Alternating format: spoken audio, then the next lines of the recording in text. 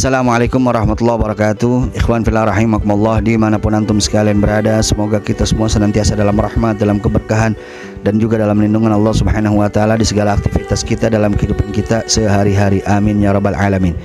Ikhwan fillah rahimakumullah, hari ini bertepatan dengan tanggal 1 Juni, di mana tanggal 1 Juni ini dipercaya oleh sebagian masyarakat sebagai hari lahirnya Pancasila.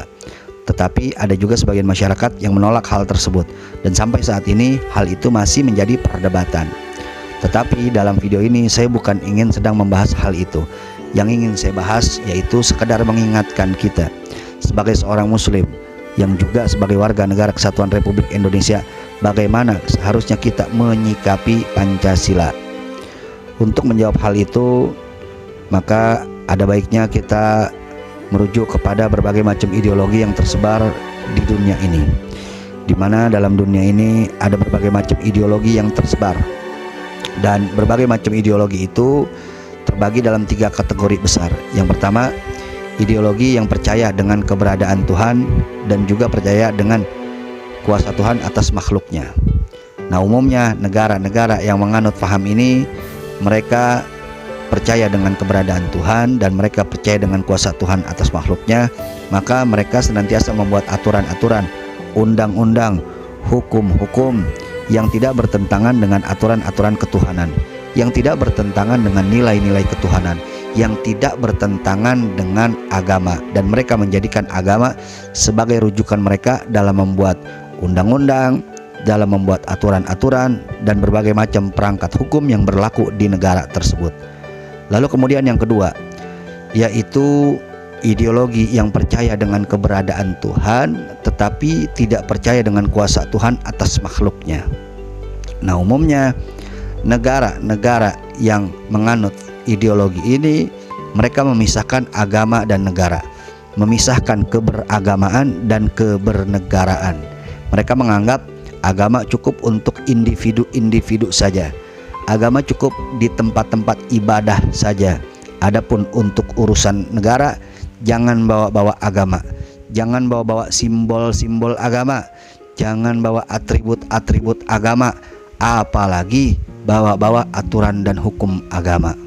Mereka ya percaya dengan keberadaan Tuhan, tetapi tidak percaya dengan kuasa Tuhan atas makhluknya, sehingga mereka menganggap mereka lebih berkuasa atas makhluk Tuhan, yang pada akhirnya mereka menciptakan aturan-aturan, hukum-hukum, dan seperangkat undang-undang yang lainnya yang tidak sama sekali merujuk kepada aturan-aturan ketuhanan, tidak merujuk kepada nilai-nilai ketuhanan, tidak merujuk kepada agama.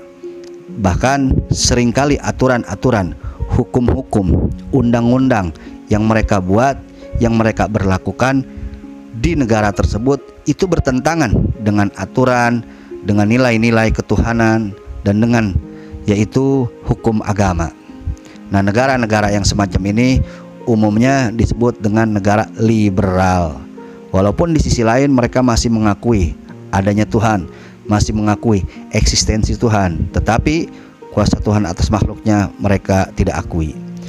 Lalu kemudian yang ketiga, yaitu ideologi yang tidak percaya dengan keberadaan Tuhan dan tidak percaya dengan kuasa Tuhan atas makhluknya. Jangankan kuasa Tuhan atas makhluknya, keberadaan Tuhan pun mereka tidak percaya. Nah, umumnya mereka ini membuat undang-undang, aturan-aturan, hukum-hukum yang berlaku di negara tersebut tanpa merujuk sama sekali kepada nilai-nilai ketuhanan. Nah, negara-negara ini umumnya dikenal dengan negara komunis. Lalu kemudian yang menjadi pertanyaan, Pancasila ini masuk ke dalam ideologi yang mana? Apakah kategori yang pertama, atau yang kedua, atau yang ketiga? Nah, untuk menjawab hal itu tentu kita harus kembali melihat kepada Pancasila itu sendiri. Sebagaimana yang sama kita tahu, di dalam sila pertama jelas tertulis di sana berbunyi ketuhanan yang Maha Esa. Artinya Pancasila mengakui ketuhanan yang Maha Esa. Dengan demikian gugurlah pendapat yang mengatakan bahwa Pancasila tidak mengakui keberadaan Tuhan. Artinya Pancasila ini termasuk kategori ideologi yang percaya dengan eksistensi Tuhan. Terbukti dengan sila pertama yang berbunyi ketuhanan yang Maha Esa. Lalu kemudian pertanyaan selanjutnya, apakah Pancasila ini percaya dengan kuasa Tuhan atas makhluknya? Nah, untuk menjawab hal itu, mari kembali kita lihat Pancasila. Kalau kita lihat Pancasila, lalu kemudian kita lanjutkan untuk merujuk kepada Undang-Undang Dasar 45, di situ jelas tertulis bahwa atas berkat rahmat Allah yang Maha Kuasa. Jelas di pembukaan Undang-Undang Dasar 45 tertulis dengan jelas, dengan lugas, dengan tugas, atas berkat rahmat Allah yang Maha Kuasa. Kalimat ini menunjukkan kuasa Allah terhadap makhluknya. Artinya Pancasila pun mengakui kuasa Tuhan atas makhluknya, sehingga Pancasila bisa kita sebut sebagai ideologi yang percaya dengan keberadaan Tuhan dan percaya dengan kuasa Tuhan atas makhluknya. Karena itu Pancasila bisa kita kategorikan masuk dalam kategori yang pertama, yaitu ideologi yang percaya dengan adanya Tuhan dan percaya dengan kuasa Tuhan atas makhluknya. Karena itu bagi mereka yang mengaku sebagai Pancasilais, yang mengaku sebagai pembela Pancasila, penjaga Pancasila, kembalikan Pancasila ini ke rel yang sebenarnya. Pancasila sebuah ideologi yang percaya dengan keberadaan Tuhan dan percaya dengan kuasa Tuhan atas makhluknya. Karenanya jangan sekali-kali ada dan lahir di negeri ini aturan-aturan, undang-undang atau seperangkat hukum yang bertentangan dengan nilai-nilai ketuhanan. Karena Pancasila merupakan ideologi yang percaya dengan eksistensi Tuhan dan percaya dengan kuasa Tuhan atas makhluknya. Jadi jangan sekali-kali membuat aturan-aturan, membuat undang-undang, membuat perangkat hukum yang bertentangan dengan aturan ketuhanan, dengan nilai-nilai ketuhanan, dengan nilai-nilai agama. Nah, itu yang ingin saya sampaikan dan semoga kita semua bisa memahaminya, bahwa Pancasila merupakan ideologi yang percaya dengan keberadaan Tuhan dan percaya atas kuasa Tuhan atas makhluknya. Semoga bermanfaat. Wallahu a'lam bishawab.